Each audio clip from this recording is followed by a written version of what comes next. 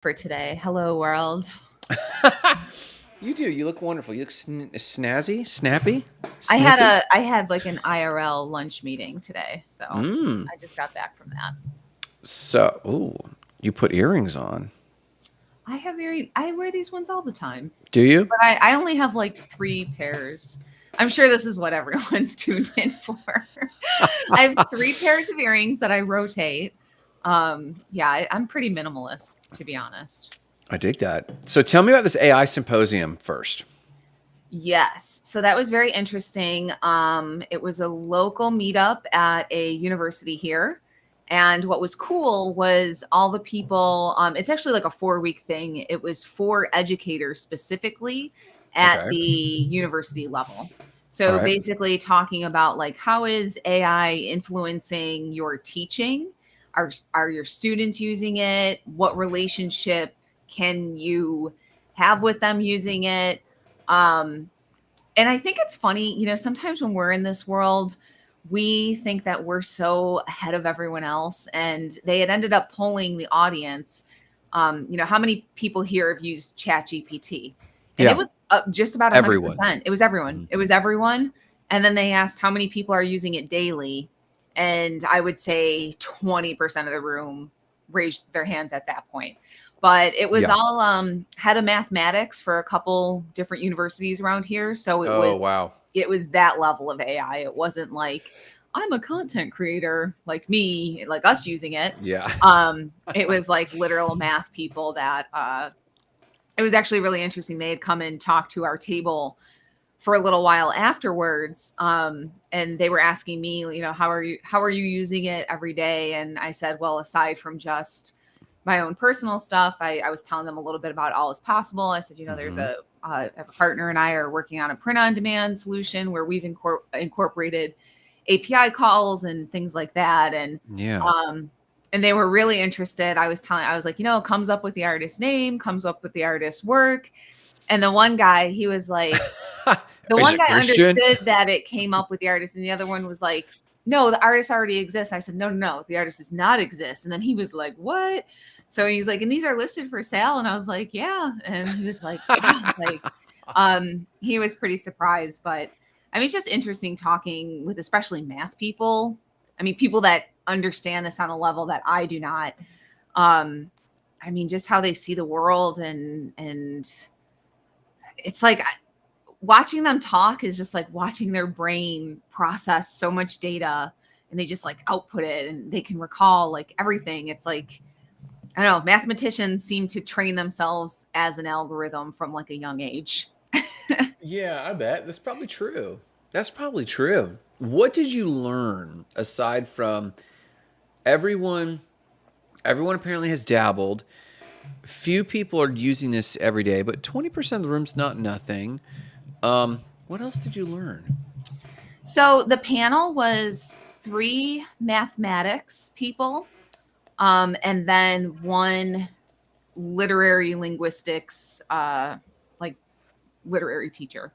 And he was kind of the only one. I won't say he was opposed to AI or anything like that. He's very worried that the next generation is going to lose their ability to write and critically think. What happens to poetry from this point forward? And um, that was interesting. And I guess my answer to that, which I obviously did not speak at this event or anything, I was a listener, but what I kept thinking about was, we're going to have a relationship with ChatGPT. I agree. It's going to be learning about us while we're Hmm. learning about it. There was one educator, she raised her hand and she said, she was at the college level. And she said that when she lets her students use it, she encourages them to use AI, but she wants them to always use two, like if you can't just use chat gpt. So if you're going to create a paper, use it for your first draft, use bard and chat gpt, compare and contrast, Yeah. ask yourself why did that data set produce this versus this Um, data set. And resoundingly all of them were much more focused on imparting people with, you have to look at the data sets and understand where any AI is pulling this information from. before you can start judging what it's outputting, which I I like thought was that. smart too. I really like that. I think that there's some wisdom in that. I was talking to somebody today, and they're generally opposed to what they're calling runaway AI, and the big reason was, which I agree that it's a concern, but their big reason was everyone losing jobs, and it's not recreating jobs. And my parallel that I went to was the horse and buggy. Should we have not done the horse and buggy just to preserve jobs, or not done the automobile, kept the horse and buggy for jobs? And they made an interesting counter, and that was, well, what the car did was brought the assembly line, and we immediately had other jobs replacing horse and buggy jobs. And I was like, well, that I think that we have the advantage of history to say that it felt that way, that there was immediate jobs, but how many people were displaced?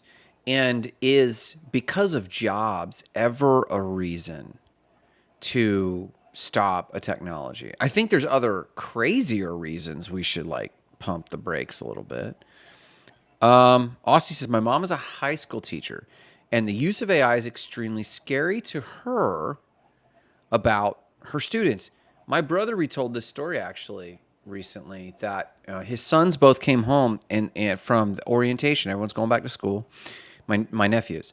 And he said neither of them received homework assignments because the teachers in their district are so distraught. They don't know how to assign homework that isn't run through ChatGPT. They don't have a way to test the homework and the comprehension. So there's in-class work, but there's no homework because, go ahead. Yeah, I mean, I'm not an educator, so I don't want to like pretend to.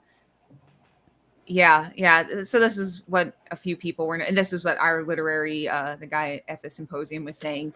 I mean, I think it's just a new way of everybody relating to essentially just information. Um, Yeah. I mean, it makes me think like when Google came out, were librarians like, oh my gosh, we're not going to have to show anyone how to find books anymore. They're just going to go to Google and find them. And now, I mean, I think AI, I think ChatGPT specifically is sort of replacing the search engine because it Oh, definitely. essentially scans everything. And I think that was something I learned yesterday too. I can't remember. Do you know what that thing that was called, the crawl? Hold on. Is it a plugin in ChatGPT? It was like the guy who actually left Google was like, it's not fair. Common Crawl, was that what it was called? Yeah, Common Crawl. So Google has been basically had this data training set and they were hoarding it. And so I think this guy left and that's what he actually started drawing on for these data sets. Mm. Um, but I mean, I think it's one, if I had a student that I even had the inclination or the assumption that they used AI to generate their paper, what's to stop me as a teacher from saying, okay, can you come up in front of the class and just, defend your thesis? Why did you write that? Interesting. Like, Mm-hmm. and to me, even when I had ChatGPT write a blog post for me, I was surprised at if you engineer the prompts correctly and in Mm-hmm. your voice, Mm-hmm. it will write almost in your voice. Like everybody Yeah. I showed that blog, they were like, this sounds like you wrote it.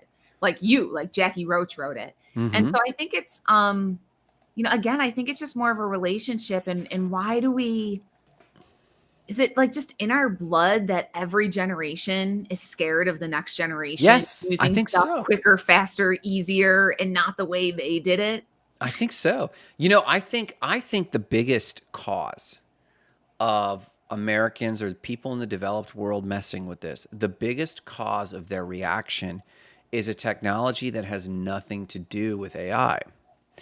I think the technology is the internet, meaning this. When it came to any technology before the internet, there was always what we call the adoption curve that often happened in and among the developers who saw the future with that tech, and they vetted it, they tested it out. The general public didn't even know about it typically. I mean, we've been working on versions of the internet at the military level for decades 50s. before, since the 50s. And so, especially with the nuclear program. And so the public wasn't watching the sociological impacts on the critical thinking of people with the internet. But now everyone is an armchair quarterback of the innovation process. And this goes back to, I don't know if you saw this tweet where Jarrett and I were debating WorldCoin. I'm sure we'll get on this in our Twitter space briefly in a little bit.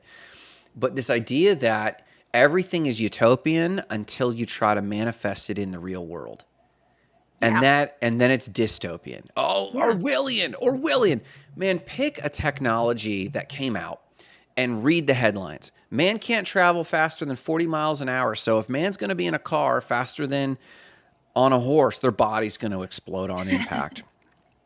And it's like, I mean, I know people's bodies have exploded on impact because of fast cars, but it's not because the Model T. Like, come on now. Like, I mean, Yeah. there's these unknown worlds. And so I think my new thesis is that there is nothing new happening with this except the context. Well, okay. Well, expand on that. What do you mean by context? Like our awareness of it happening? Our awareness, the narratives that have already existed around this, synthetic media, forgive my Google Assistant, my other AI. I don't have any of that in my house. Yeah, good for, yeah, I bet you don't. I Little don't. Miss Siri's Privacy. turned off. There's Little none of Miss that. Privacy. You're so cute that way. I think it's the context. I think, and not only that, it's the it's the sociologies of what's going on right now. Everyone, like someone was talking about an aspect of Americanism is we are what? Whatever you say. Whatever you say, I'm un. So we were un King George, and then we were un taxes, and then we were un pick a thing. And you'd appreciate this actually as a data nerd, but also in your faith journey. There was in the early 2000s, when I was still like looking at being a youth pastor, there was a research group in Christianity called the Barna Group, Barna. And they did a massive amount of research of the number of young people. An unprecedented number of young people are leaving the church. How much does it sound like today? But this is what they were saying because of the internet at the time. But they called out a certain trend and they published a book about it. And the book you might find interesting. I've got it on the shelf. I could send it to you or get you a copy. It's called Unchristian. And it was how the younger actual Christian generation, these people that I did identify that they believe in Christianity or the tenets of Christianity or followers of Christ, but everything else they said after that was I'm not that. I'm not that. And it was this trend that they extrapolated to the greater marketplace of, man, it's like the un-cola with Pepsi, you know? There's this thing that goes on with us. And so now that sociology is so embedded now with influencers, hey, man, everyone's telling you to do this, don't do that, say yes to your dreams, life's too short. Or, like there's all this, like all they're doing is setting up a straw man and bouncing off of it. Yeah. And so for me, I think the context matters because, yeah, there are uniquenesses to the content, in this case, AI. There are uniquenesses. But we just have the misfortune to have the microscope of the internet to observe every headline. These people were laid off. Right. Real time. You know, as opposed to the horse and buggy and the Model T. And by the time it got out that that the horse and buggy industry was dead, there was already automotive assembly lines set up, and then the assembly line reaching other industries. Right. And so there was this lag time. And so now people are saying, what? It's happening faster than ever before, you know?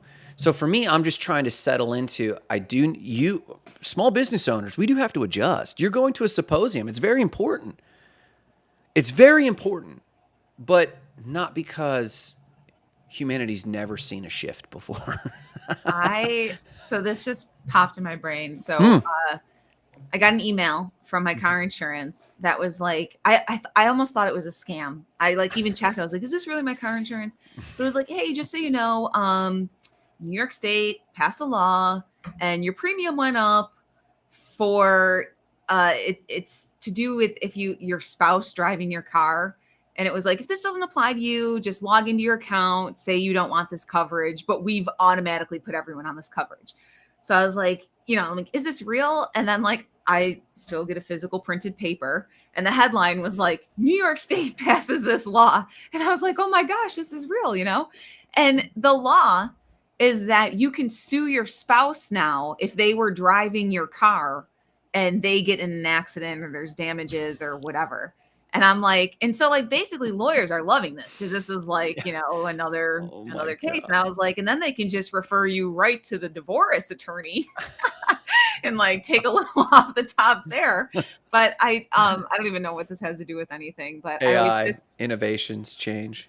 I mean, we're just in a time. I read Emily Carrig. She's a Web3 influencer out there, and I've known Emily a while. We've oscillated in the same circles, and she kind of put this thing out today, just saying like morale is really low. And it was Sure. interesting. I was at this business lunch, and it was sunny. It was beautiful out, but even we were having this conversation of we were talking. They had been in an AI business meeting earlier, and I was like, oh, I was at the symposium last night. And I mean, I will say, I think the most dangerous thing on the business level is that this is opening up global economies. And I think everyone's a little worried about what life is going to look like in their country, depending on how this shakes out. And right now, like, Are you I talking about think oppressive regimes using it? Is that what you're getting at? no, I mean, I even think like in America, I think people are legitimately concerned that there's emerging markets taking to innovative technology because they have maybe because they have no choice. But they're adopting it quicker than we are, right? And Some are, yeah. and I don't know. I mean, I think people are, layoffs are happening. McDonald's doesn't. There's a McDonald's that open that doesn't have a worker in it at all. My bank in my neighborhood, there are no human beings. You walk in and you can virtually dial into an assistant and like talk to them face to face while you're working a computer. What the hell? Like I don't come here in person for We call this. it remote banking. Yeah. Yeah, like I can't, I'm not trying to sound like the like old fuddy-duddy, but I mean, God, if we're not here on this planet to relate to one another, Yeah. I mean, that does freak me out a little bit. Like we're just gonna have more relationships with machines. There's more cell phones than people on the planet. I mean, it's weird. Yeah. I Am I so yelling? I feel like I'm screaming today. no, no, Temperature's a you're little warm. yeah, I'm all fired up. Yeah. I don't know. I agree there are so you made this comment that really I'm concerned about. Not the thing you said, but the sentiment behind it, because I have been concerned about the same thing. There's a malaise today. There's definitely a dis-ease. And before I'm a Web3 guy, before I'm a crypto guy, before I'm an entrepreneur, before I was even involved in ministry, my mission on the planet was personal development and helping other people through that. Hmm. And it's why we're kind of relaunching the training company. I want a really good spoonful of sugar to talk about personal development. So, entrepreneur coaching and training is kind of what we're focused on. For And people who don't know, Grant came up through Tony Robbins, so he was his buddy. yeah, and we'll be starting our cult soon. So just pay attention. But like thinking about all is possible. And for me, what I love about that and just the words and is this. Since the pandemic hit, I've gotten a little lax and I've accepted a few narratives. One of them is, man, it's different out. There's a malaise out. There is the post-COVID hangover, and everyone's not really sure how to interact with one another, and everyone had mask-itis, meaning we don't know how to talk to people, relate to people. And a lot of gurus, a lot of coaches, myself, we were waiting for something to change back to people not being so heavy. And it has been occurring to me over the last few weeks. Wait, the malaise is persisting because people like me aren't bringing back this positive message, this optimism. We haven't been ringing the bell that, hey, the observations are accurate. Jobs, we're going to lose jobs. Yeah, but how should you feel about that? I don't know. It's adding to this weight. Why is it adding to your weight? What? I don't know. I mean, like, I feel bad for people. Okay. Are you threatened? Maybe. Okay. But like, haven't you lost a job before?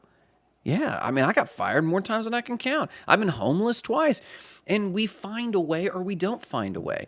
And so, I guess when I keep coming back to sociologically, it's all kind of the same between you and me and intelligent people. No, there's some differences. Exponential technology, and this is a lot of new stuff. But what matters? And what matters to me, maybe I hope for other people, is that we need positive messages of hope. Not as a toxic positivity to smooth over the challenges we're facing, but because we will always face new challenges. And if we let ourselves get sucked into, especially as pseudo technologists or actual technologists, like we need to pay attention for our industry to stay relevant. But what I don't want to pay attention to it for is to add to my own sense of malaise. Does that make sense? Do you live in a city? I just wonder. I don't know. Are you in like a rural or like suburban or like I city? mean, I'm What would it be? you know Lakeland. I live in Lakeland, and I literally live like three quarters of a mile from the downtown. Like I'm in the city of Okay. Lakeland. I mean, Why? But what Lakeland's pretty small, relative. you're thinking like bigger cities like Buffalo I where mean, you're in feel heavier? yeah. I mean, it feel like. I mean, there's some days I drive around and I'm like, wow. And it's not, people think it's because of COVID that like the grocery store closes at midnight now, or other stores that used to be 24/7 are not. And so people feel it in these different ways, but like it's not. I mean, one, they literally can't get workers. There is nobody that wants to work minimum wage anymore. And there's more, especially in New York State, there's more government incentive to stay at home and not work. So we have that. And then secondly, like crime is up like crazy. Crime is up most places. And you're not going to read about it in the paper. You're not going to see it. But a lot of these stores are not going to stay open with, 80-year-old Linda at the cash register working the overnight when like people are looting and like stealing stuff and things like of that Interesting. nature. So I mean, I think there definitely is. And like what's weird about it now, and I've mostly been in this city for most of my life, a couple of years other places, but it's so strange that you're not reading about these things in the news. It's literally happening to your neighbors where like, oh, my car got broken in, my tools got stolen, Mm-hmm. this XYZ thing happened. And it's like, it's just all these little events that start to paint a picture. And I think what's unique about the situation that we're in now is that you're not seeing it in the news, but you know it's happening. And you're not Mm. reading about it from a narrative, yet you can see it with your eyeballs. And it was You know what you're getting at. It's funny. So like in the morning at the gym, I'm having these super big workouts, but I still even end these big workouts with like 30 minutes on the treadmill. And they'll have like 45 screens up, and I'm watching the headlines. And I'm not watching for the news. I'm watching for what is being called news. right, Like, right. what is society calling news? And I have this sentiment that, like, I don't think journalists have a compass anymore. Not that I mean Oh, a moral compass, as much as they don't seem like they know what is news. In Florida, you hear shark bite in Rockaway Beach, and it's like, okay, I mean that's a news headline. But what you're right about is like, I have a property in Cocoa, and there's been a lot of break-ins around that area, and I have said there's a trend, and I wonder if we should sell the property because the neighborhood itself isn't going quite the direction we'd hope it would. Let's get out at an all-time high. So I'm seeing trends, but you're right. Like, why wouldn't reporters talk on this? And I personally don't think it's social engineering. I literally think it's social ignorance. I well, it's think because that journalists don't go out and journal anymore. They sit at their computer and wait for an email from someone else that tells them this thing happened. I this mean, is the I news. Yeah. watched this happen at the newspaper. Like we used to have city court reporters that went to court. They left Yeah. the building, with their notepad or Yeah. their stylus, whatever, and they went to court. And then they came back and they were like, I was physically in the room. This is what happened. But now we have, I mean, journalism is just It's secondhand it's a journalism. cesspool of recycled information with Recycled tinges of information. sensationalism along the way. Well, and I think that's what it is. They're looking. It's almost like when I say their compass is lost, they're journalistic. It's not moral. I really don't think it's more. I think there's a moral problem societally, but I think that's a different issue because most people are ignorant of any sort of personal guidance, no philosophy, no theology, no guiding principles outside of themselves. So I think journalists view themselves as a form of influencer. They And are. well, they've become that because for chicken or the egg on how they ended up there. But what they're not is someone who's thinking critically what is good for the fourth estate and what is good for citizenry. There's not even a compass of what is a good citizen base so that we don't know what to report that citizen base should care about. This is why I just want everything to be DAOs. And I have this vision for newspapers or for news in general where it just reports what's on the public blockchain. No middleman, no journalism telling you what this data means. You just get to see the data for yourself, talk with your neighbors about the data, and make decisions about the data. But I mean, I think it would be a much better world if there was, the I say this all the time on so many shows. If anyone's seen me a number of times, I'm sorry, but the purpose of journalism is to give people the information they need to make decisions about their lives, their communities, their societies, and their governments. Those four things specifically. It's to give the information, not to decide what's right or wrong to give them. It's just to give them the information. And you remember this. I mean, like if you see old newscasts of, from the 60s or the 70s, and my mom always says this. She's like, during Vietnam, we saw on television body bags coming home. Like Yeah. that was the information that was really happening. Yeah. Like we don't see that anymore. We see a very filtered version of information.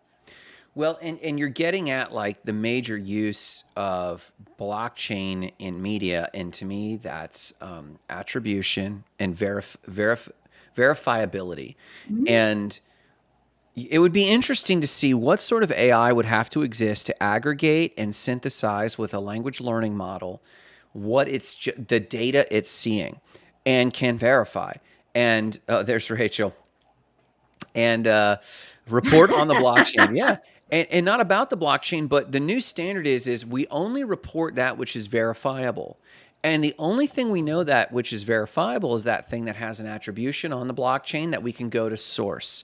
And therefore, but when I think about that, the only thing that disheartens me about that is knowing how much of a lift that algorithmic extraction of, okay, how many mentions, and by attribution, it's like, okay, you can attribute every single YouTube video that goes up. It just gets dumped onto the blockchain. It can get read. And then now we can say, listen, we've hit 71% or whatever the max new threshold is this is like virtually, this is near truth because the high attribution rate, the location geotagging, like we can say that this is like a legit piece of reporting real time. So this is happening near you.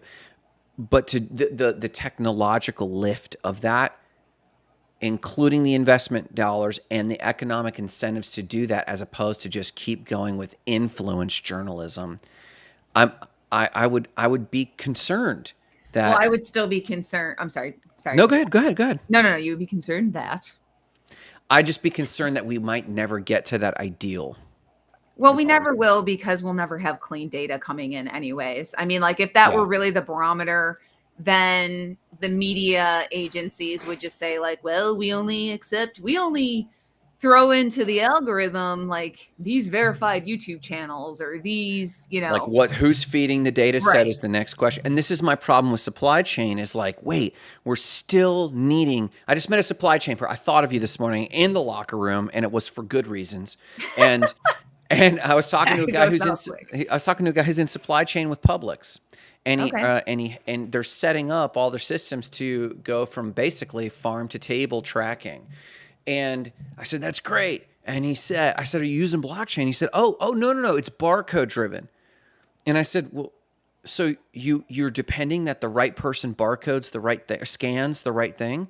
He's like, yeah. I was like, man, that's my problem with crypto right now, is that the Internet of Things isn't automated. We're still depending on inputs being quality from a human.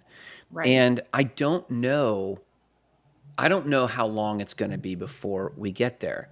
But this circles me back to my original statement. I think it's more imperative than ever before to break the message that the malaise is different, as if it was something new that cannot be overcome without good people connecting with one another, having uplifting conversations, seeing the world for what it really is, but determining that my agency will overcome in some way. I am going to get real spicy here. And Oh, I'm going God. to Oh, give it to me. well, and I mean, we started this off talking about personal development. I mean, Yeah. honestly, I think people have been so uninvolved in the decision-making process Sure. of cultures, of governments, of anything. Mm-hmm. I I hope no one I used to work with watches this sometimes, but As Rachel is messaging us directly, right? yeah, Oh, no, you no, mean you mean she's back in I Buffalo? Got it. currently work with her, so Okay. Yeah. yeah, no, Rachel's amazing for Okay. blockchain solutions and supply chain. Um, no, but I mean, I had people that worked with me that every day I would just say, like, if you want to go color in a corner today, I would rather you go do that than like you be on the floor just running your mouth At the and newspaper or at other places. Jesus. no, like just I mean, I'm just saying, like, there's times that I just want people to be honest with themselves. If you don't want to be involved in the decision making process, Ah, then just go off and live in blissful ignorance, and like all the people that are making decisions will let you know like how it's panning out as we go along. But I think this malaise you're speaking to is that so many people are caught in like, I know what's going on, whether it's, being caught up in conspiracy theories to being caught up in the mainstream media's version of things, like the whole spectrum. It's like for any of us to think we have like a grasp on like, anything. moving into a new industrial revolution and, the geopolitical economics of what's happening right now. It's just, I don't know. Like, I think that malaise can be cured a little bit by a big dose of humility, perhaps, and just saying that, like, wow, this conversation actually doesn't involve me. Well, I guess when I say personal development too, to your point, to back your point, I agree with what you're saying, and maybe personal development is too broad of an umbrella for what I'm talking about, because you're mentioning humility, and it does take a lot of humility to do this thing, this abstract thing I'm calling personal development. I guess what I mean is character development, and in turning to someone and saying, "Hey, listen, I hear you back there, but like we don't need any more complaining." So you like being at the restaurant and overhearing people who are down in the mouth and talking down to other people. You ever overhear a table and think, they're really giving that server a hard time, and it's getting to the point where you feel the need to say something, right? You ever hear that? And maybe this is a guy thing, I don't know, but like I often feel this way, and I'm like, hey, you don't need to treat them that way. I want to do that in public. Hey, we don't need to talk about this opinion as if it's fact. Could you help society a little bit and just clarify that you have an opinion, not a fact? Could you clarify that that's secondhand knowledge, and you don't even know where you heard the source. You can't even remember which of the feeds you were looking at Yeah. when Yep. you were zombie skimming Yep. to get that. And so I want to raise the intellectual bar of like, hey, how can you prove that? Can you bring up that article for me? I'd love to see it. Yeah. Or are you I just saying things, I'm at the point now where if I really don't know about something, I am not going to pretend. I will just come right out and say, like, I don't know enough about that subject to have a comment or an opinion, Yeah. and I actually don't care. So I'm not even going to go home and research this more. Like, talk amongst Yeah. yourselves. I'm going to go grab a drink or do something else right now. But Well, a question that's been coming to my mind lately that's a little less spicy, but not as much. And that is, hey, what's the value of you sharing that? right. Yeah. Oh no.